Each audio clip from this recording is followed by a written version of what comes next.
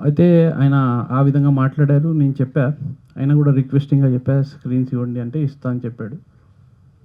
నిన్న అరగంటలో చేస్తున్నా, అరగంటలో చేస్తున్నా అని చెప్పేసి మా ఎగ్జిక్యూటివ్‌ది, నాది ఇద్దరిది ఫోన్ ఎత్తలేదు. స్క్రీన్స్ ఇవ్వలేదు లాస్ట్‌కి. తర్వాత మన ఏషియన్ ప్రశాంత్ గారు, ఆయన గూడా స్క్రీన్స్ ఇస్తా అని చెప్పేసి ఒక 2 స్క్రీన్స్ ఇచ్చారు హైదరాబాద్‌లో. మళ్ళీ అది గూడా ఇవ్వలేదు. అయితే వీళ్ళ చేతిలో అసలు ఎవరు ఇచ్చారు థియేటర్స్ నాకు అర్థం కావట్లేదు. వీళ్ళకి ఆ రైట్స్ ఎవరిచ్చారో నాకు అర్థం కావట్లేదు.